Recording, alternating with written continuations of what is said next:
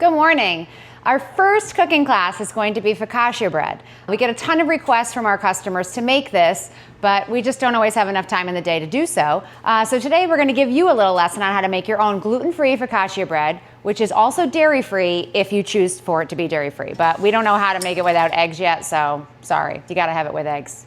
Here we go, we're going to get started. So in the bowl here, we have a mix of our regular all-purpose flour that we make here. So it's a mix of brown rice flour, white rice flour, tapioca starch, and potato starch.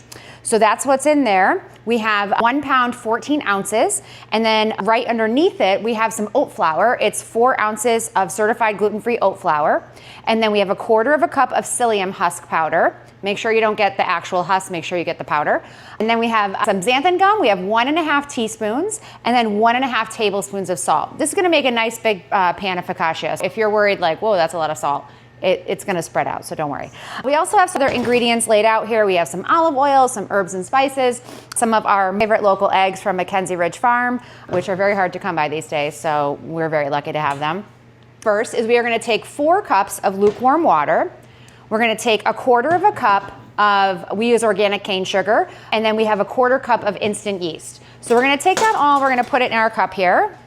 It does not matter which you put in first. And then you're just gonna mix it up. This is gonna take about 5 minutes. You just want it to get nice and frothy and start to activate. So really you can start this once you get all your stuff sort of ready. You can start this and then maybe go crack your eggs and get your olive oil. Like, you don't have to sit and watch it. All right, so we're gonna let that get nice and frothy. Hi. Okay, it's been about 5 minutes. As you can see, or maybe not see, it's definitely got a little froth on the top and the yeast starts to break down a little bit. So we're gonna be ready for that. We're gonna take our mixing bowl. You probably have a smaller one at home. This is what we've got here. So we're gonna take our dry ingredients and we're just gonna put those in the bowl. Make sure you get everything out of there. And then we're gonna add in 1 tablespoon of granulated garlic and 2 tablespoons of Italian herbs and spices, because why not? And then we're gonna add in 1/2 cup of grated Parmesan cheese. Like I said, if you're making this dairy-free, omit the cheese, or you can put in some vegan cheese. Violife has a great brand of Parmesan that you can grate on a microplane. So delicious. So you could certainly add that in there if you want, or put in whatever you want, really. So we're gonna take that, and what we're gonna do is we're gonna go over to our mixer, and we're gonna drizzle in 3/4 cup of olive oil, the 3 eggs, and our yeast mixture. So come on over there, and I'll show you what to do next. Thanks. Okay, here we are at our mixer. We're just gonna put that with our paddle attachment and start that mixing just on low speed. We're next going to add our yeast mixture. Nice and slow, you don't want it to splash all over yourself.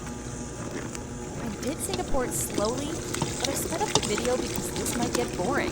Okay, and add our olive oil. We're gonna stop this here and rape down the bowl the best we can, because we really want to make sure that our eggs get incorporated fully. Eggs, and we're going to go one at a time just till they mix in. Oh my God, this already smells so good. We're going to scrape down the bowl one more time, mix this again, and I'm going to meet you back at the table. So we've mixed this on high for 6 minutes. You just want to really get it nice and mixed well. So if you can see there, it's really come together. So we're gonna scrape down our bowl and paddle again. Like I said, lots of scraping. I'm using Graza oil I brought from home. I love this oil so much. Do not be conservative. You want it to be nice and oily and just delicious, because it's gonna soak into the dough. Coat our pan here. If you see right here, it's got a good amount on there. It's probably gonna be about 1/2 cup or so. All right, I had to go get some new gloves because I just don't want to make a huge mess here. All right, so what we're gonna do is we're gonna take this bowl, we're just gonna grab our scraper, but you can use a spatula. I'm going to drop this. It's very sticky. Don't be upset about stickiness, because your hands are gonna be covered in oil, so it's not gonna matter. All right, scrape all this on there. We're gonna get every single last drop out of there. Scrape this onto our pan. Okay, we get rid of all that over there. Okay, so we're gonna add a little bit more oil. Like I said, feel generous. And then you're just gonna press it out. So you wanna sort of keep it nice and tight. Like, you don't want frayed ends here, and I'll show you the pan once we're done here. But what you want to do is really just bring it to the corner, let that oil pool on the top, The oil is what is gonna make this so unbelievable. So bring it to all the corners, press in. Any oil you get a little on the table, who cares? This oil is kind of pricey though, so I might have to scoop it up and bring it back home off the table. All right. Okay, you hear some beeping in the background. They're just plowing out there. They might be plowing my car in because I'm here on a Sunday and they're probably irritated with me, but that's fine. All right.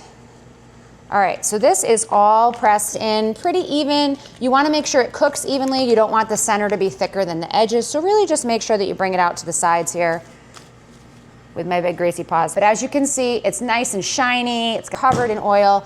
And what you're gonna do is you're gonna just take your fingers and press them into the dough. And you just wanna make sure that oil pockets in there. You're gonna press it again once it goes into the oven, and you're gonna cover it with some herbs and salt and stuff. But you really just wanna make sure there's places for the oil to go. Okay, so we're gonna put this in the proof box. It's probably gonna take, I put the proof box on already. If you don't have obviously don't have a proof box at home. What you can do is you can put, if you have a secondary oven, that's great. Just put it on for a few minutes till it gets nice and warm and then turn it off. You want it to just be in a warm environment. If you don't have that, you can do that with your oven and then take it out a little bit before and then fire your oven up to cook the focaccia. But we have a proof box here, so I'm gonna throw it in there until it almost doubles in size. So here we go, we're going to the proof box. Ours is at about 100 degrees. We'll probably turn it down a little bit. And then I will come back after I clean up this big mess and show you what it looks like when it's doubled in size. Thanks, see you soon. It's been about 15 minutes and our focaccia is ready to come out of the proof box.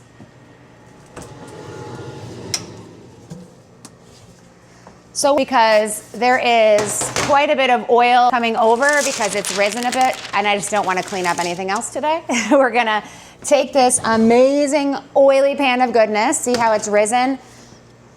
Not that I can really show you, and it's like oozing with oil and it's nice and poofy.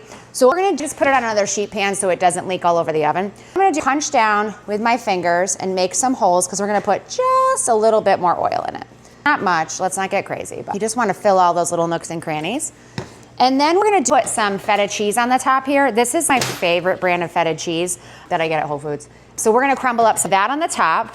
So we're just gonna open that here. Don't worry, everything I'm touching is full of oil right now. So when I said there isn't gonna be a lot of cleanup at the end, I think I'm mistaken on that.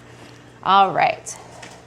So we're gonna just crumble up a little bit of this on top because on focaccia on the top, you can put caramelized onions, you can put olives or tons of fresh herbs. I just used sort of what I had at home today to make something really delicious.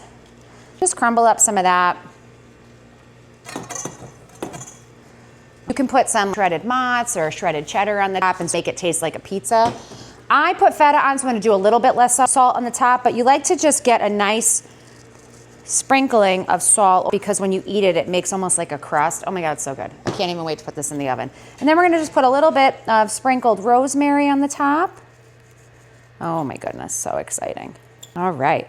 And then we're gonna put this in our oven, which has been preheating already. Our oven is convection. It's gonna be 375 here. So you can go between 375 and 400 at your house and just really check it. You're gonna go for at least 10 minutes. We're gonna turn the pan. We always rotate our pan halfway through to make sure everything cooks consistently. And we're gonna cook it for about 10 more minutes. It should be about 20 minutes, but depending on your oven, it might take a little bit longer, but we'll show you the process. We're gonna go throw this in the oven now.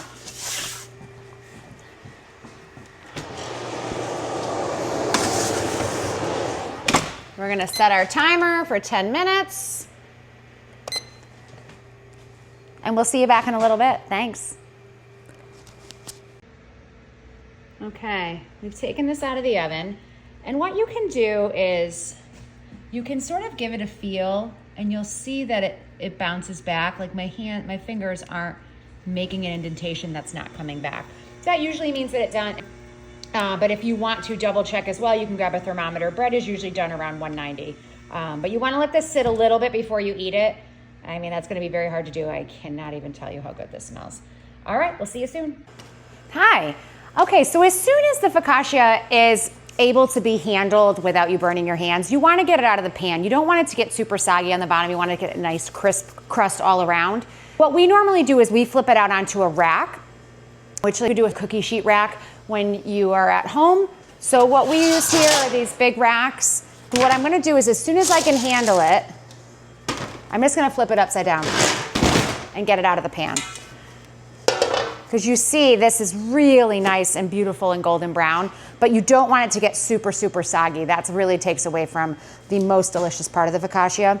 So I'm gonna just leave it flipped down for right now, and then very shortly I'm gonna cut a little piece of it and we're gonna try it and, I don't know, see how good it is while I go wash all these greasy pans.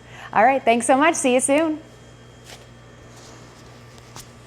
It's time to cut the focaccia. All right, so I'm just gonna cut it in some squares here. It's a little bit hot. I probably should be waiting, but I really want to eat a piece, so it is better if you let it cool just a little bit more. Oh my God. Oh my God. See, it's just nice. It's got a little stretch to it. Oh my God. This is so delicious. All right, I'm gonna eat 2 pieces. All right, make this. Make sure you like, comment, subscribe. I'm gonna try not to talk with my mouth full. We're gonna keep doing this and making recipes and behind the scenes content. This is our first cooking video and it's just me here, so everything is on a tripod. But hopefully we'll have some closer up things going on, and I don't know. Just let us know in the comments what you wanna see, and if you made this and loved it and all the things, please let us know.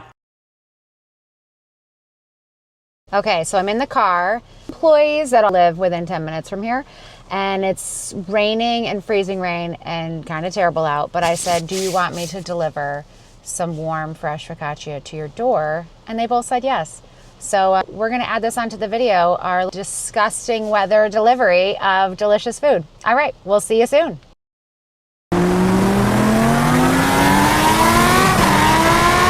Fiona, come on up. Oh, look at you in your snow gear. All right, warm focaccia. Thank you. And fresh almond paste scones. So exciting. Go enjoy your snow day. Best boss ever. See ya. Bye. Melanie, you ready for a delivery? All right, come on over in the snow. What do you got? Fresh focaccia Oh my goodness. and almond scones. Almond paste. Almond paste, yeah, of course. Our favorite. Our favorite. All right, enjoy your snow day. Thank you, Karen. You're Drive safe. welcome.